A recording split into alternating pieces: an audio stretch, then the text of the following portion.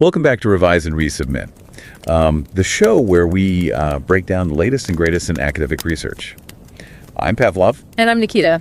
Today, we're going to be tackling a paper, and it's from a pretty prestigious source. Oh, yeah. It's the Journal of Management Studies. You're right. It is one of the FT50 journals. So Right. that puts it in the top tier of business research worldwide. For you, that means this isn't just some random academic paper. It's a piece that's considered highly influential in the field of management. Okay, so that sets a high bar. You've sent this paper in wanting to get a better grasp on it. What's the big idea here? Well, this paper dives into the world of coal mining, an industry facing major stigma.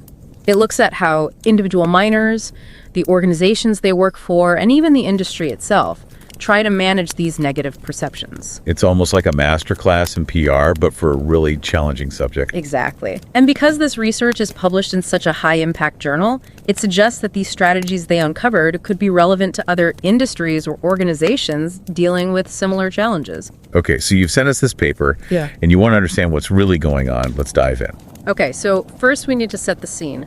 Coal mining has always been considered dirty work, right? Historically, it's been associated with dangerous conditions, but now it's also under scrutiny for its environmental impact. It's like it's become a sin industry. Yeah. A term the paper uses drawing on sociologist Irving Goffman's work on stigma. Right. Goffman's work is really important for understanding how certain attributes or behaviors can lead to social disapproval and even rejection.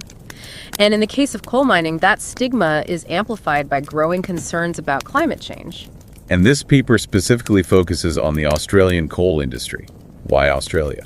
Well, Australia is one of the world's biggest coal exporters, so it plays a significant role in the global energy market. But there's also strong activism within Australia pushing for cleaner energy. So you have this clash between economic importance and environmental concerns, which makes it a fascinating context for studying stigma management. So we have this backdrop of a heavily stigmatized industry.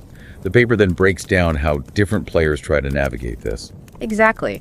The researchers look at stigma management at three distinct levels: individual miners, the mining organizations themselves, and the industry as a whole.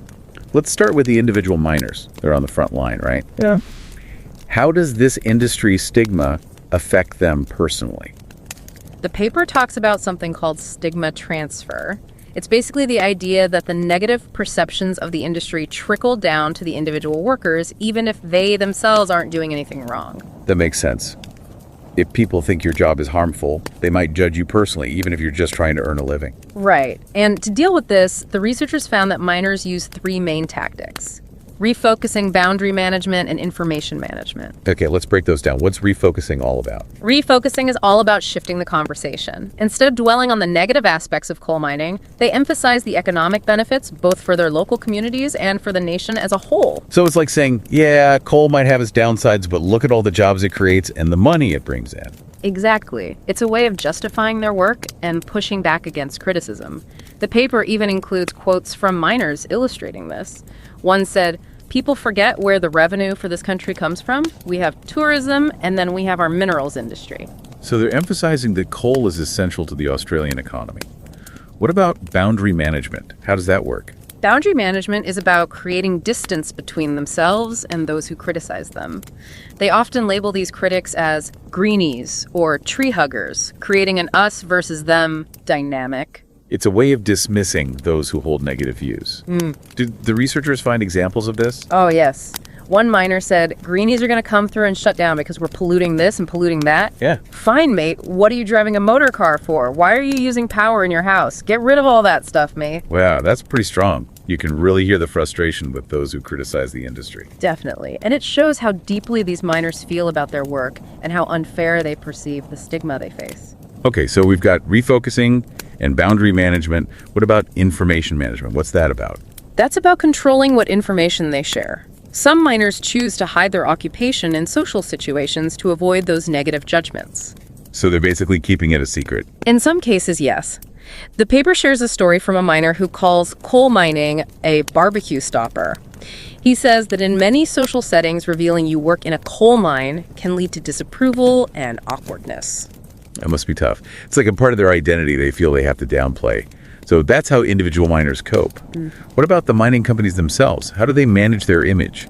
They employ some similar strategies, but on a larger, more organized scale. They go beyond just defending coal. They're actively trying to shape public perception. So is it just about throwing money at the problem? Money is definitely part of it. The paper talks about how these companies invest heavily in local communities, funding infrastructure projects, and showcasing their financial contributions. It's like a we're not just taking, we're giving back kind of approach. Exactly. They want to show that they're not just about profit, but also about being responsible corporate citizens.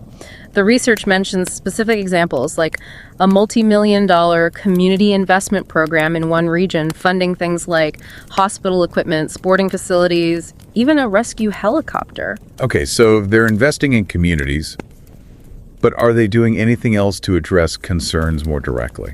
Yes. The paper found that companies are also engaging in dialogue with local communities and trying to influence local decision-making.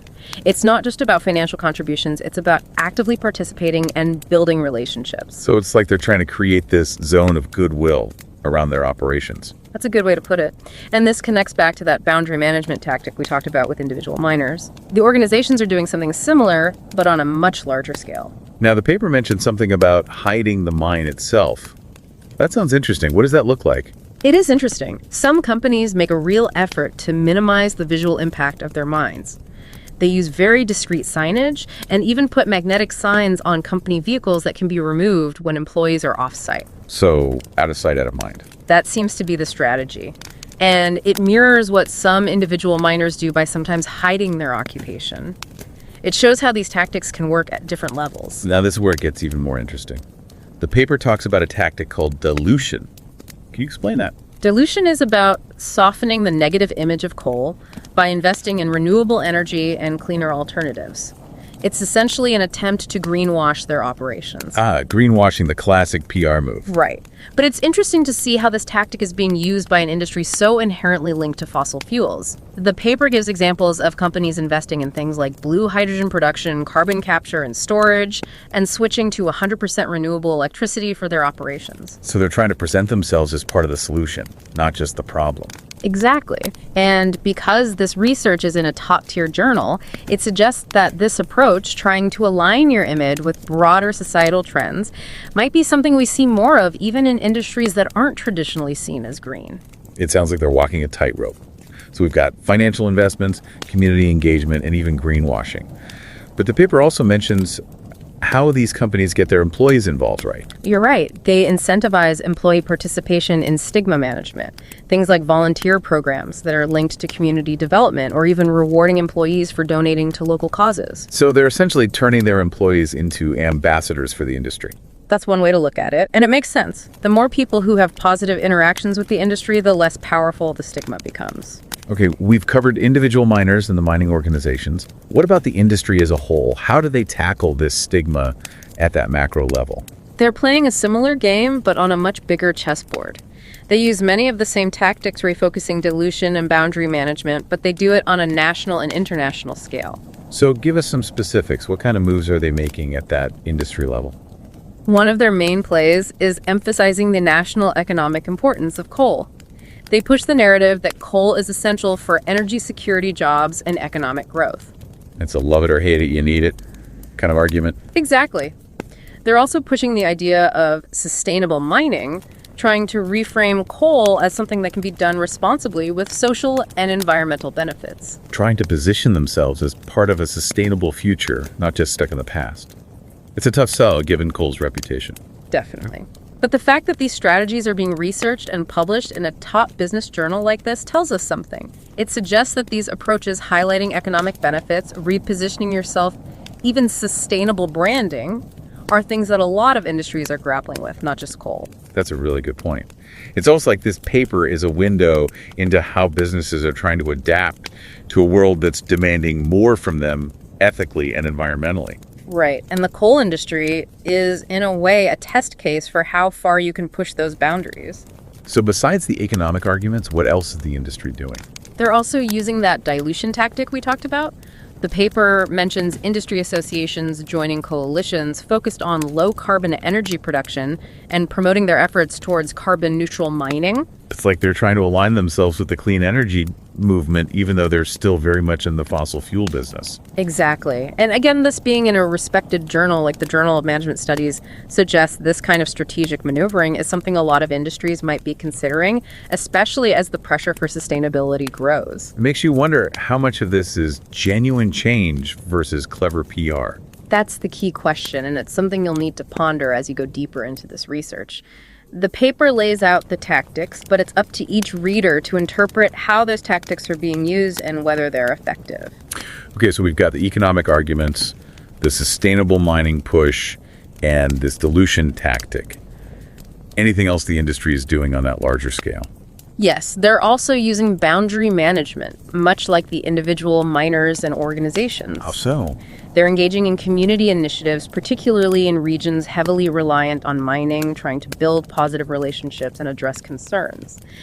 The paper gives an example of a regional mining dialogue project in Australia that brings together community members, industry representatives, and government officials to discuss the impacts of mining and find solutions. So it's a more collaborative approach rather than just dictating what happens. Exactly. And this finding being published in such a high-impact journal suggests this kind of stakeholder engagement is something that's likely to become even more important for industries facing public scrutiny. It's like companies are realizing they can't just operate in a vacuum anymore.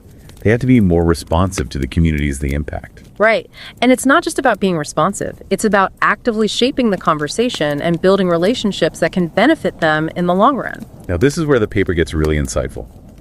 It's not just about these individual levels of stigma management. It's about how they all connect and influence each other. The paper calls this cross-level influence.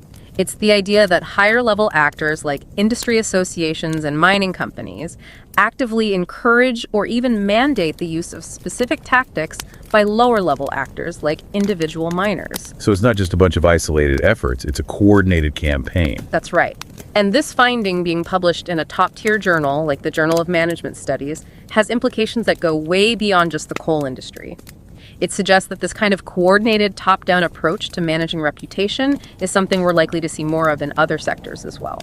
It's almost like a blueprint for how organizations can maintain control of their image even in the face of negative perceptions. And the fact that this research is being disseminated through such a prestigious publication speaks to its potential impact on how businesses approach these challenges in the future. It's almost like a signal to other industries that these tactics are effective and worth considering. Okay, so let's break down this cross-level influence. What kinds of tactics are they using to get everyone on the same page? The paper identifies 4 types: legitimizing persuasion, normative, and reward. Starting with legitimizing, what's that about? It's about establishing the legitimacy of certain stigma management behaviors. The paper gives an example of company policies that discourage employees from wearing mining attire outside of work, like high-visibility jackets or headgear. So it's about making it acceptable, even expected, to engage in that information management we talked about earlier. Exactly. Then there's persuasion, which uses data and resources to convince people to adopt specific tactics. For instance, companies might give their employees reports highlighting the economic benefits of mining, giving them talking points to use in conversations where they need to defend the industry. So they're equipping their employees to push back against the negative perceptions. Exactly. Next are normative tactics, which establish a norm around certain behaviors. The paper mentions how industry groups use coalitions focused on environmental initiatives to create a norm around those dilution tactics we talked about. So it creates a sense of, well, everyone else is doing it, so it must be okay. Right. And finally, you've got reward tactics providing incentives for engaging in stigma management. One example is companies offering paid time off for employees to volunteer in their communities, which reinforces those boundary management efforts. So they're not just telling their employees what to do, they're rewarding them for doing it. Exactly. And all of this, taking together the fact that this research is being published in a prominent journal, the specific tactics they've uncovered, and the way it's all coordinated, really highlights how sophisticated stigma management has become. It's not just about reacting to criticism, it's about actively shaping perceptions and controlling the narrative. This is really eye-opening. It makes you think about the power dynamics involved and how individuals navigate a system that's pushing them towards a particular message. It certainly raises questions about individual agency and the pressures people face to conform, even if it might conflict with their own personal views. Well, this deep dive has been incredibly insightful so far. It feels like we're getting a glimpse behind the curtain of how industries manage their image in an increasingly complex world. And I think one of the most valuable things you can take away from this, especially given that this research is in such an influential journal, is the awareness that these tactics are being used not just in coal mining, but potentially across many industries. So what you're saying is, by looking at the coal industry, we're kind of getting a preview of how other industries might try to manage their reputations in the future, especially those facing similar pressures around sustainability and social responsibility. I think that's a very astute observation. And the fact that this research has been published in a journal as prestigious as the Journal of Management Studies adds weight to that idea. It suggests that these tactics are not just specific to coal mining, but are being studied and considered as potentially applicable to a wide range of business contexts. It's like we're seeing a new playbook for corporate reputation management emerging. And what's fascinating is that this playbook goes beyond traditional PR. It's not just about spinning a positive story. It's about deeply embedding these messages within the organization and even the broader industry. This is about creating a whole ecosystem of influence. Exactly. And that raises some interesting questions. For example, if these tactics become more widespread, how will consumers be able to differentiate between genuine efforts towards sustainability and those that are just clever marketing? It seems like it's going to become increasingly difficult to separate fact from fiction. Right, and that puts the onus on us as consumers and citizens to be more discerning, to ask more questions, and to demand greater transparency from the companies we support. It's like we need to develop a more sophisticated stigma radar to navigate this increasingly complex landscape. I like that analogy, and this research can definitely help with that. By understanding the tactics that are being used, we can be more aware of how they're being deployed and how they might be influencing our perceptions. So it's about being critical consumers of information. Don't just accept what you're told at face value. Dig deeper, look at the evidence, and consider the source. Exactly, and remember, this research itself comes from a particular perspective. It's published in a business journal, so it's likely to focus on the effectiveness of these strategies from a management perspective. It's important to keep that in mind as you interpret the findings. So even academic research can have its own biases and agendas. Absolutely. It's crucial to be aware of that and to seek out diverse perspectives on any issue. Well, this deep dive has definitely made me more aware of the subtle ways that industries can shape public perception. It's a bit unsettling to realize how much effort goes into constructing these narratives. It's definitely something to be mindful of, but I think this awareness is also empowering. By understanding these tactics, we can be more informed consumers, more critical thinkers, and more active participants in shaping the world around us. So what are some final thoughts for our listeners? What's something they can take away from this deep dive to ponder on their own? Well, I think one of the most thought-provoking questions raised by this research, given its publication in such a prestigious journal, is this. If these stigma management strategies are becoming more common and sophisticated, what does that mean for the future of corporate accountability? That's a great question. Will consumers become more cynical and distrustful of corporate messaging? Or will businesses be held to a higher standard of transparency and authenticity? And how will this impact the way we address pressing societal issues like climate change and social justice?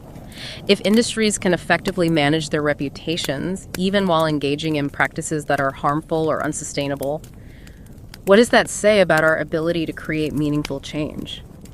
These are questions that I think we all need to be grappling with. It's a complex landscape, and this research has definitely given us a lot to consider. Absolutely. And I hope it encourages you to continue exploring these issues and to engage in thoughtful conversations about the role of business in society. Well, that's all the time we have for today's deep dive.